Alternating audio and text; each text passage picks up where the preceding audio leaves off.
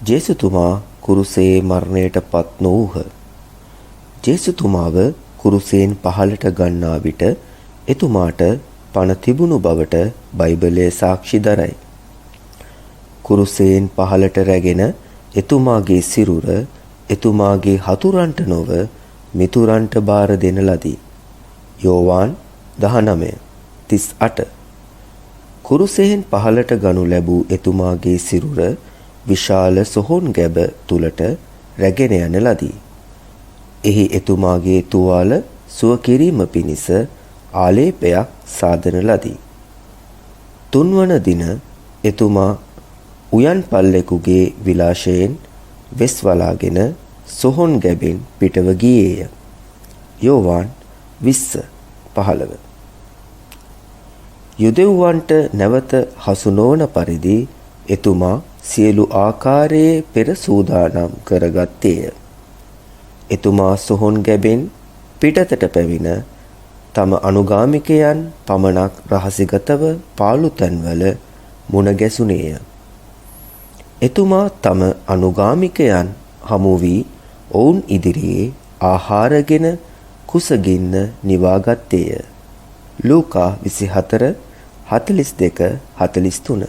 ජේසුතුමාගේ මරණය කුරුසේ සිදු නොවූ බවත් එතුමා ස්වභාවිකව මරණයට පත් වූ බවත් සුදු කුරාණයද සාක්ෂි දරයි. ජේසුතුමාව කුරුසගත කරන ලද නමුත් එතුමාගේ මරණය කුරුසේ සිදු නොවූ බව සුදු කුරාණය සනාථ කරයි. එමෙන්ම ජේසුතුමා අහසට ඔසවනු ලැබුවේය යන මතයද සුදු කුරාණයත් බයිබලයත් අනුමත නොකරයි. තවද සුදු කුරාණය බොහෝ තැන්වල ජේසුතුමාගේ මරණය ස්වභාවික මරණයක් බව සනාථ කරයි. ලොවේ ඕනෑම වකවානුවක පහළ වන වත්රුවරයෙකුගේ දෙවන පැමිණීම පිළිබඳ අනාවැකියෙන් අදහස් වන්නේ කලින් පහළ වූ වත්රුවරයාගේ ආත්මය හා ගුණාංගයන් තුළින් අනාගතයේදී තවත් වත්රුවරයෙකු පහළ වන බවයි. මේ සම්බන්ධව ජේසුතුමාද තම විග්‍රහයේදී එලියාගේ දෙවන පැමිණීම වත්රු බෞතිස්ත ජෝහාන් තුමාගේ පහළවීම තුළින් ඉටු වූ බව ප්‍රකාශ කළේය. ජේසුතුමාගේ දෙවන පැමිණීම පිළිබඳවද එලෙසම තේරුම් ගත යුතුයි. එනම් ජේසුතුමාගේ ආත්මය හා ගුණාංගයන් තුළින් උතුම් පුද්ගලයෙකු පහළ වන බවයි. සදාචාරාත්මක හා අධ්‍යාත්මික පිරිහීම්, ලෞකික ආතතිය හා ගැටුම් සීමාව ඉක්මවමින් පවතින මේ යුගයේ දෙවියන් තමාගේ අසීමිත කරුණාවෙන් හා දයාවෙන් උතුම් පුද්ගලයෙකුව එනම් කාදියාන්හි හස්රත් මිර්සා ගුලාම් අහමද් අහමදියා මුස්ලිම් ප්‍රජාවේ නිර්මාතෘ තුමාව ජේසුතුමාගේ ගුණාංගයන් තුළින් පහළ කළේය. ලෝවැසියන් මහත් උනන්දුවෙන් බලා සිටි ඒ පොරොන්දු වූ වත්රු, පොරොන්දු වූ මසායා හා පොරොන්දු වූ මහදිතුමා පහළ විය. ලොව ශ්‍රේෂ්ඨ ආගම්වල වත්රුවරුන් අනාවැකි පළ කළ එම පැමිණීමට නියමිත වත්රුවරයා තමා බව එතුමා වාද කළේය. එතුමාගේ වයස 40දී එතුමාට ජීවමාන දෙවියන්ගේ පවිත්‍ර වදන් හා අනාවැකියන් පහළ වුණි. වසර 1891දී දෙවියන් තමන්ව පොරොන්දු වූ මසායා හා ඉමාම් මහදි ලෙස තෝරා පත් කර ඇති බව එතුමා ලොවට හෙළි කළේය.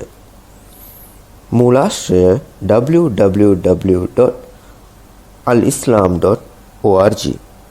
Bible says Jesus did not die on the cross. Another piece of evidence for Jesus' survival from the death on the cross is the treatment meted out to him soon after he was removed from the cross. We are informed in the New Testament, John chapter 19, verse 39 and 40, that an ointment prepared with spices a mixture of myrrh and aloes about 100 pounds weight had been prepared in advance and was applied to Jesus' wounds. So what was the need for applying ointment to a dead body? It is known for certain that Jews and the children of Israel have never applied any ointment whatsoever to the bodies of their dead. It is unlikely that those who had prepared this ointment in advance had done so without a very strong indication that Jesus would not die upon the cross but would be taken down alive seriously wounded, very much in need of a powerful healing agent. They also smoked the grotto with aloes and other herbs which have tonic qualities, in order to bring Jesus back to consciousness. Linen bandages provided the best dressing for his injuries. After a short time in the sepulchre, Jesus had recovered sufficiently to be able to walk. Jesus took precautions against being rearrested by the Jews. He met his disciples only, not openly but in secret. No public appearance, and suffered hunger and thirst. When he met his disciples, he asked them whether they could give him something to eat, and he ate in their presence. To his disciples, who thought him a spirit, he said, "Behold my hands and my feet, that it is I myself. Handle me and see, for a spirit hath not flesh and bones, as ye see me have." Luke chapter 24, verse 38 and 39. Holy Quran also confirms Jesus was put on the cross but not died on the cross. Moreover, as of Holy Quran, the Bible does not approve the idea that Jesus ascended to heaven. Instead, Holy Quran in many places confirms natural death of Jesus, peace be on him. Whenever there is a prophecy of the second advent of a prophet, it means that another prophet will be raised in the spirit and power of the prophet sent earlier. Jesus himself explained this point in the case of Elijah, and thus declared that the prophecy of the second advent of Elijah was fulfilled in the person of John the Baptist. In the same way, the prophecy of the second advent of Jesus should be understood to imply that a holy person who would be raised in the spirit and power of Jesus. In this age of moral and spiritual deterioration, world tension and conflicts, God, out of His infinite grace and mercy, raised a holy person, Hazrat Mirza Ghulam Ahmad of Qadian, India, holy founder of Ahmadiyya Muslim community in Islam, in the attributive position of Jesus. The world had been waiting anxiously for the promised prophet, the promised Messiah, or the promised Mahdi.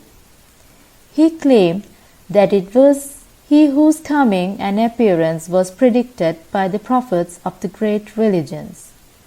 He proved his claim through numerous signs. At the age of 40, he received the revelations, pure words from the living God, and in 1891 he claimed to be the promised Messiah. Source: www.alislam.org.